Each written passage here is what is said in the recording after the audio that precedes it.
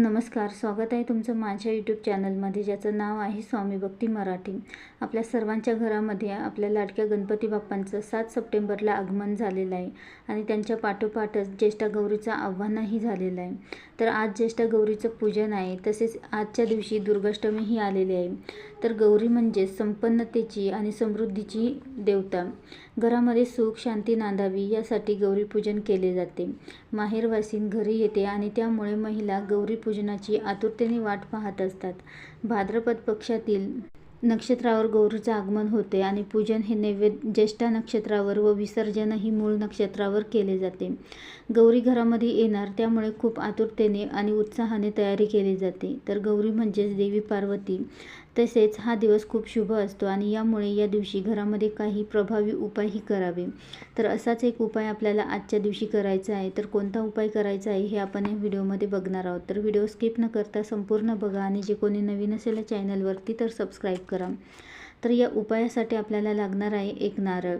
तर नारळ हे आपल्याला एका ठिकाणी अर्पण करायचं आहे। तर यामुळे घरातील भांडणे, अडचणी, दारिद्र्य नष्ट होईल आणि घरामध्ये अखंड लक्ष्मी नांदेल, कुटुंबाची प्रगती होईल। तर असा हा उपाय आहे। तर हा दिवस खूप शुभ दिवस आहे, कारण याच दिवशी गौरीपूजन आलेलं आहे आणि यासोबतच दुर्गाष्टमीही आलेली आहे। त्यामुळे आजचा दिवस खूप शुभ दिवस आहे। हिंदू धर्मामध्ये प्रत्येक दिवस हा कोणत्या ना कोणत्या देवांना समर्पित आहे आणि आज बुधवार आहे, तर बुधवार हा गणपती बाप्पांना समर्पित आहे। तर आपल्या सर्वांच्या घरी गणपती बाप्पांचं आगमन झालं आहे आणि दुर्गाष्टमी गौरीपूजनही आहे, त्यामुळे अतिशय शुभ असा हा दिवस। तर या शुभ योगावर जर काही आपण उपाय केले तर त्याचं फळही, त्याचा फायदाही आपल्याला तितक्याच प्रमाणामध्ये होत असतो। तर त्याचे शीघ्र फळ आपल्याला मिळते। तर हा उपाय आपल्याला दिवसभरामध्ये तुम्ही केव्हाही करू शकता, संध्याकाळपर्यंत केव्हाही तुम्ही हा उपाय केला तरीही चालेल। तर खूप प्रभावी असा हा उपाय आहे। तर या उपायाने तुमच्या जीवनातील बऱ्याचशा अडचणी नष्ट होतील। पती पत्नीमध्ये जर सतत वाद होत असतील, दोघांचा एकमेकांसोबत पटत नाही, सतत छोट्या छोट्या गोष्टीवरनं भांडणं होत असतील आणि त्याचा परिणाम हा कुटुंबातील इतर व्यक्तींवर पडत असेल, त्यामुळे पती पत्नी नातेसंबंध चांगले टिकून राहण्यासाठी आपल्याला हा नारळाचा अतिशय प्रभावी आणि सोपा असा हा उपाय करायचा आहे।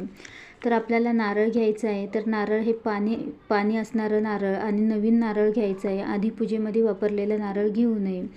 तर हा नारळ घेऊन आपल्याला शंकराच्या मंदिरात जायचं आहे आणि जाताना आपल्याला पती पत्नी दोघं सोबत जायचं आहे आणि एक तांब्या पाणीही घेऊन जायचं आहे आणि तिथे गेल्यानंतर भगवान शिवशंकरांच्या पिंडीवर दोघांनी मिळून पाणी अर्पण करायचं आहे आणि त्यानंतर दोघांनी मिळूनच नारळही अर्पण करायचं आहे आणि त्यानंतर भगवान शिवशंकरांना आणि माता पार्वतीला प्रार्थना करायची आहे की आमच्या दोघांच्या नात्यामध्ये गोडवा असू दे, नातेसंबंध कायम टिकून राहू दे, आमच्या दोघांमध्ये कधीही वाद होऊ नये यासाठी प्रार्थना करायची आहे आणि त्यानंतर आपल्याला घरी निघून यायचं आहे। तर असा हा अगदी सोपा आणि साधा उपाय आहे। तर अवश्य तुम्ही आजच्या दिवशी संध्याकाळपर्यंत केव्हाही तुम्ही हा उपाय करून बघा।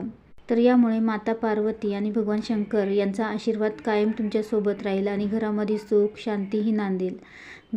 घरातील दरिद्री गरिबी जाण्यासाठी तुम्ही हा उपाय करू शकता। घरामध्ये आलेला पैसा टिकत नाही, सतत पैशांच्या अडचणी येत असतील, आलेला पैसा निघून जातो, सतत घरामध्ये आर्थिक चणचण भासत असते, तर त्यासाठीही तुम्ही हा उपाय करू शकता। त्यासोबतच घरामध्ये नवीन झाडू आणायचा आहे आणि ज्येष्ठा गौरीसमोर आपल्याला ठेवायचा आहे किंवा गणपती बाप्पा बसवले असतील तर त्यांच्यासमोर ठेवा किंवा गणपती बाप्पाही नसतील तर देवघरासमोर ठेवूनही तुम्ही त्या झाडूची आपल्याला पूजा करायची आहे। तर झाडूला हळद कुंकू अक्षता अर्पण करायचे आहे आणि त्यानंतर तो झाडू आपल्याला दुर्गा देवीच्या मंदिरामध्ये किंवा एखादा जो जवळपास मंदिर असेल तर त्या मंदिरामध्ये आपल्याला ठेवून यायचं आहे। तर यामुळे तुमची गरिबी जाते, दारिद्र्य नष्ट होते आणि घरामध्ये कायम माता लक्ष्मीचा वास राहतो।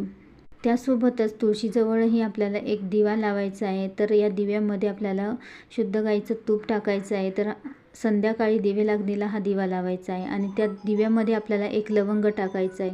तर यामुळे माता लक्ष्मी आपल्यावर प्रसन्न राहील। माता लक्ष्मीला प्रार्थना करायची आहे की घरामध्ये सुख समृद्धी राहू दे।